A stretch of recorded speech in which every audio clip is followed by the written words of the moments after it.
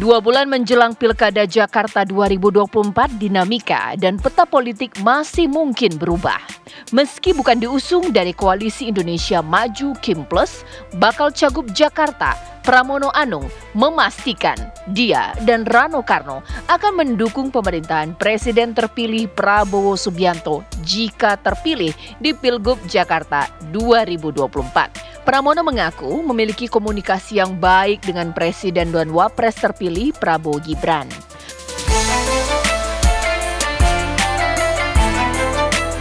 Pernyataan Pramono mendukung pemerintahan Presiden terpilih Prabowo Subianto jika terpilih di Pilgub Jakarta 2024 patut dicermati. Pasalnya, di Pilgub Jakarta 2024, Partai Koalisi Pendukung Prabowo Gibran mengusung pasangan Ridwan Kamil dan Suswono.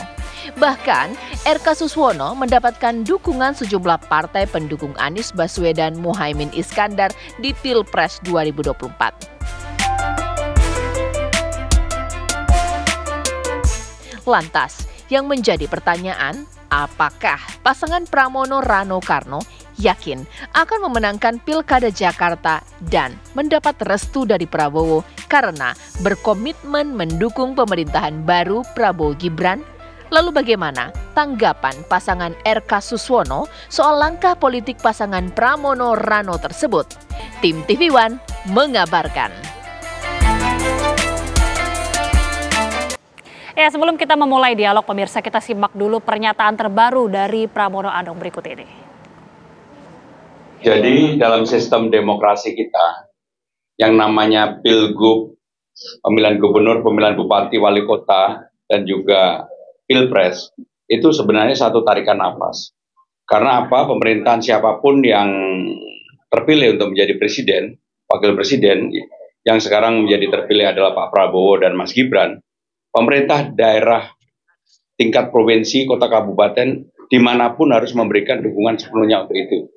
Dan saya meyakini saya mempunyai komunikasi yang baik kepada Mas Prabowo maupun juga Mas Gibran, dan saya yakin Bang Dol juga yang sama. Kami kalau terpilih mendapatkan amanah pasti bisa berkomunikasi baik dan bisa menjalankan apa yang menjadi garis kebijakan pemerintah pusat. Jika tidak ada ruang untuk didebatkan untuk itu. Karena memang tanggung jawab pemerintah provinsi, dia adalah menjalankan apa yang diputuskan pemerintah pusat. Sesuai dengan kewenangan undang-undang, selama itu menjadi kewenangan provinsi, maka provinsilah yang kemudian memutuskan untuk hal tersebut. Jadi kewenangan itu ada tahapan, ada pun tingkatannya.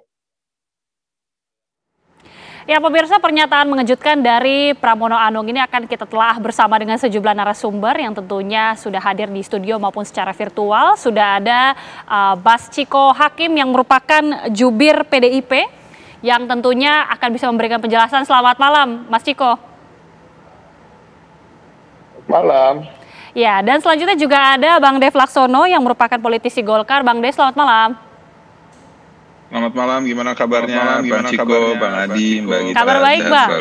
Sehat selalu. Dan juga di studio sudah ada pengamat politik kita, Mas Adi Praitno. Mas Adi, apa kabar? Baik, Agita, selamat malam. Oke, langsung saja saya tanyakan ke Mas Chiko, ini apa maksud pernyataan dari Pak Pramono? Sepertinya optimistiskah akan didukung mendapatkan restu dari Pak Prabowo? Apa latar belakangnya pernyataan ini? Saya enggak, tadi saya menunggu, kebetulan saya tidak berada di lokasi ya, saya pikir apa yang disampaikan oleh Mas Pram sehingga menjadi topik pembicaraan di TV One hari ini. Ternyata apa yang disampaikan normatif dan apapun yang dia sampaikan kalau kita runut dari awal sampai akhir, itu adalah hal yang sifatnya konstitusional atau terkait dengan kepatuhan terhadap undang-undang di mana pemerintah daerah adalah kepanjangan tangan dari pemerintah pusat. Dan ini nggak bisa dipungkiri, tidak bisa dilawat. Tidak bisa kita menjadi oposisi dari pemerintah pusat, baik itu gubernur, wakil gubernur, bupati, wakil bupati, wali kota maupun wakil wali kota. Jadi ini hal yang sangat normatif bahwa beliau mengatakan tadi bahwa harus mendukung kebijakan-kebijakan pusat dan memang itu sudah tertuang di undang-undang kita. Dan kalau tidak mengikuti bisa juga diberhentikan. Dan ini suatu hal yang biasa dan memang menjadi sistem di dalam demokrasi kita, dalam aturan-aturan kita, tapi juga ada terkait dengan otonomi daerah, terkait dengan kewenangan daerah. Ada kewenangan pusat, ada kewenangan daerah. Tadi juga beliau menyampaikan secara komprehensif kok bahwa memang ada hal-hal yang memang menjadi kewenangan daerah karena ada otonomi. Itu akan dikelola oleh daerah. Tapi kalau kita bicara proyek nasional misalnya terkait dengan kesejahteraan masyarakat, terkait dengan transportasi, tentunya pemerintah daerah harus terus mendukung kebijakan-kebijakan tersebut. Jadi yang beliau sampaikan sangat normatif, tidak ada hubungannya dengan restu atau tidak. Saya meyakini siapapun yang maju menjadi gubernur dan wakil gubernur, tidak ada yang berkampanye mengatakan saya akan melawan pemerintah pusat, nggak ada.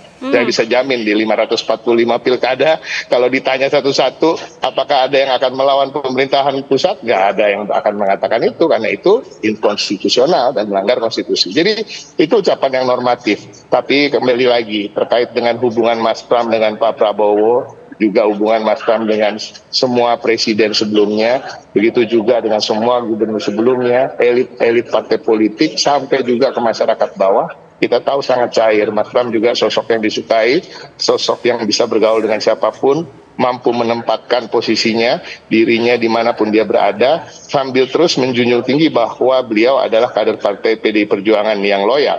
Nah, ini yang sangat sulit untuk dimiliki oleh banyak pihak, sehingga kadang-kadang menimbulkan hal-hal yang dianggap kontroversial, padahal memang Mas Pram itu salah satu tugasnya juga dari Ibu Megawati Soekarno Putri adalah sebagai komunikator untuk bisa menjadi penghubung dari partai dengan tokoh-tokoh elit lain. Mas Ciko, karena banyak juga yang beranggapan bahwa ini merupakan strategi langsung dari Pak Pramono untuk bisa mendapatkan restu dari Pak Prabowo. Apalagi tadi dinyatakan oleh Pak Pramono bahwa komunikasinya baik sekali dengan Pak Prabowo. Apalagi tadi Mas Ciko sempat mengatakan bahwa Pak Pramono ini adalah juru komunikasi dari Bu Mega langsung.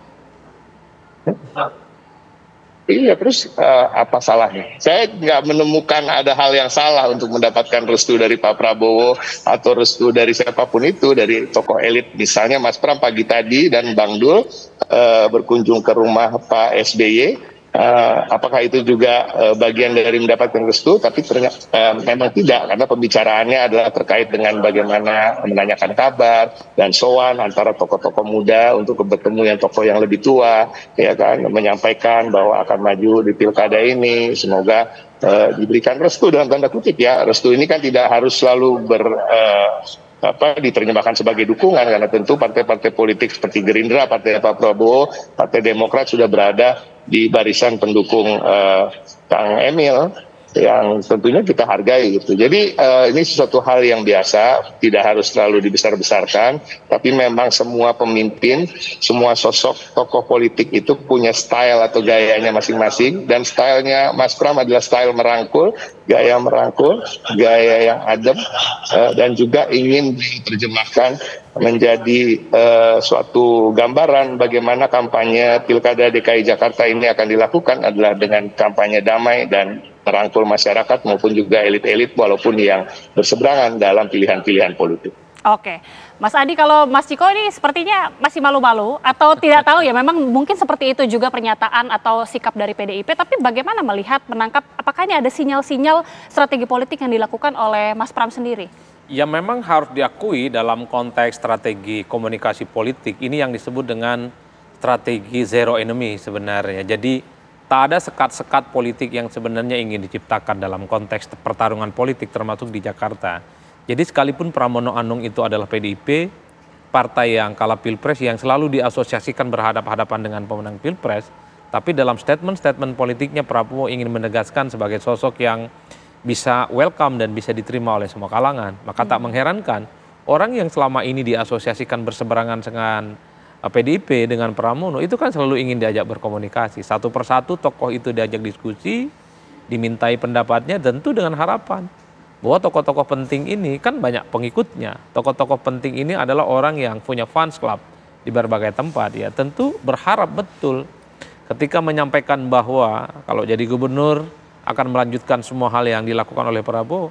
Harapannya pemilih Prabowo di Jakarta itu juga bisa memilih Pramono Anung. Nah, tinggal diuji apakah strategi politik semacam ini efektif ataupun tidak, Agita. Itu satu ya. Nah yang kedua, saya kira strategi politik semacam ini bukan hanya dilakukan oleh Pramono, tapi RK juga melakukan hal yang sepertinya serupa. Bahkan jauh-jauh hari misalnya RK itu ingin bertemu dengan Anies Baswedan.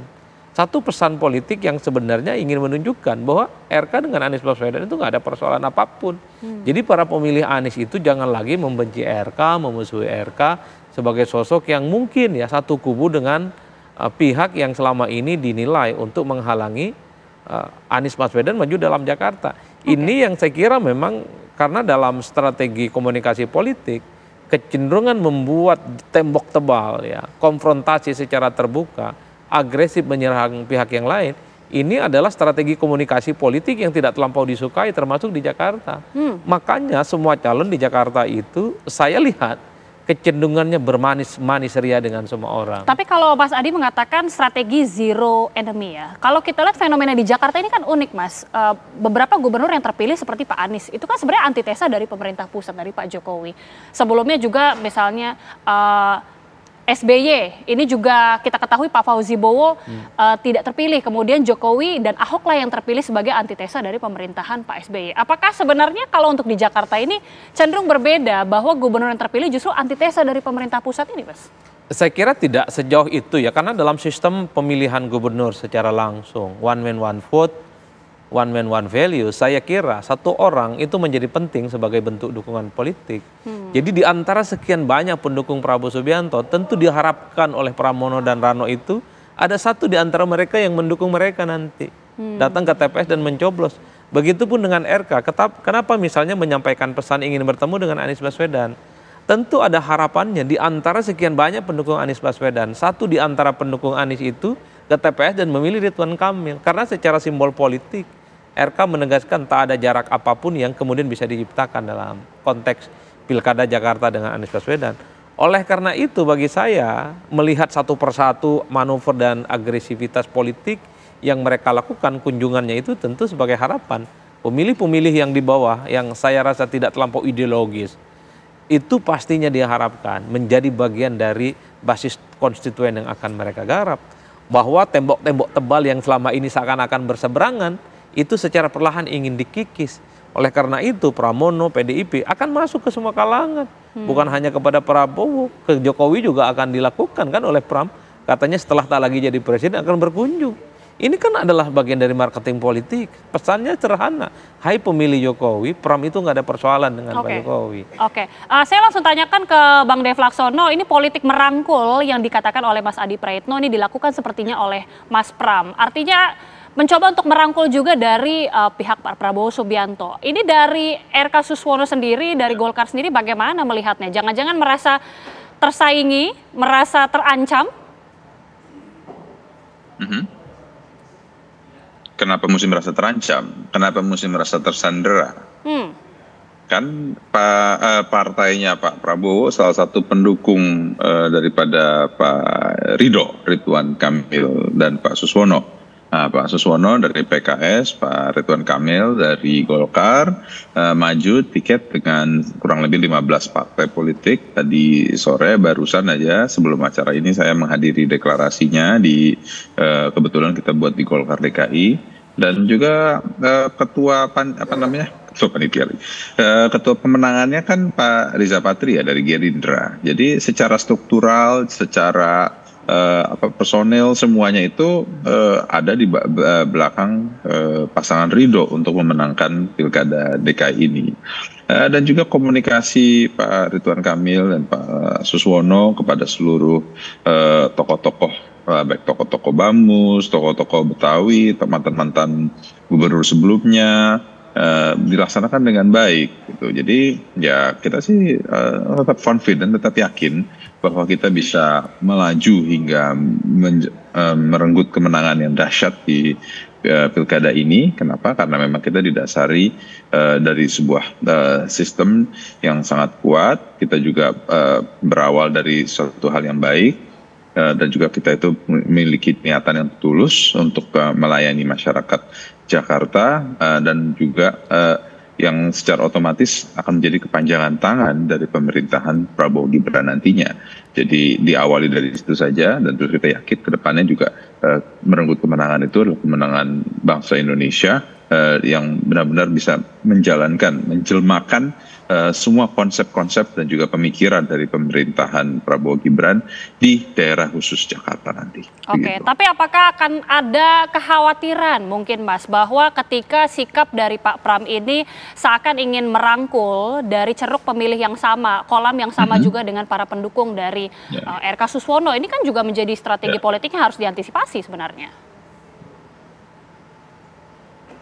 Jadi gini, namanya juga dalam sebuah pertandingan ya. Namanya dalam sebuah pemilihan demokrasi, kita akan melakukan berbagai macam strategi untuk mencari simpati, mendulang dukungan, dan mengoptimalkan semua yang kita miliki agar menghasilkan suara yang maksimal.